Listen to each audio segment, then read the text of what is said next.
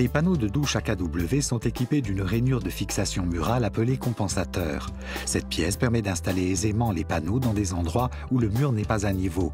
Elle compense cette variation. Retirez tout d'abord les vis d'ajustage de l'intérieur du compensateur. Ces dernières sont situées sur le côté du panneau. Placez le panneau sur le receveur pour trouver la bonne position pour le compensateur.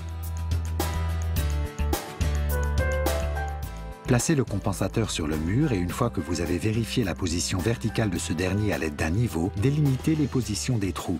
Forez ensuite le mur à l'aide d'une perceuse adéquate. Installez les chevilles et fixez le compensateur à l'aide de vis à tête plate numéro 8 de 5 mm sur 35 mm.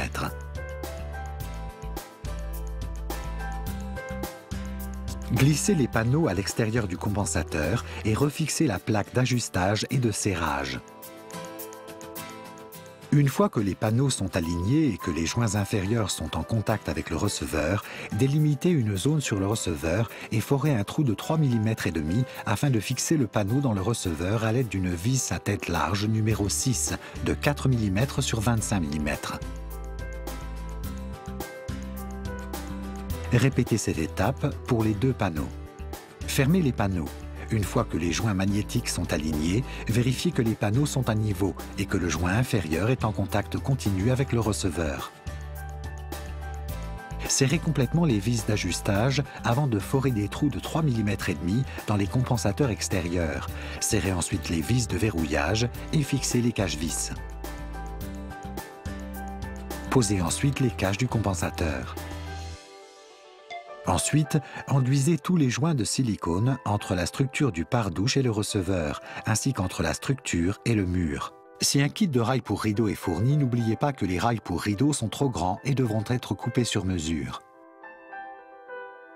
Placez le nombre adéquat de crochets sur le rail avant de l'installer.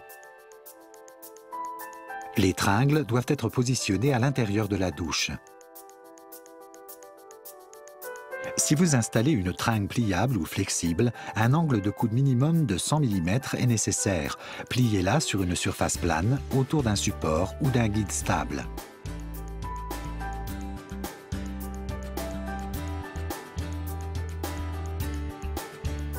Une fois la tringle à niveau, délimitez les trous de fixation et forez ensuite dans le mur à l'aide d'une perceuse adéquate. Serrez ensuite des vis numéro 8 de 40 mm et recouvrez-les ensuite de leur cache. Vérifiez que la tringle est de niveau avant de couper la tige. Glissez le raccord dans la tringle, puis fixez la tige. Serrez la vis numéro 4 de 31 mm de long et une fois la tige verticale, délimitez la position du trou. Forez dans le plafond et utilisez une fixation adéquate. Cette dernière n'est pas fournie par AKW. Si vous la fixez dans du placo-plâtre, fixez le support plafond et reliez-le à la tige à l'aide de la vis numéro 4 de 31 mm.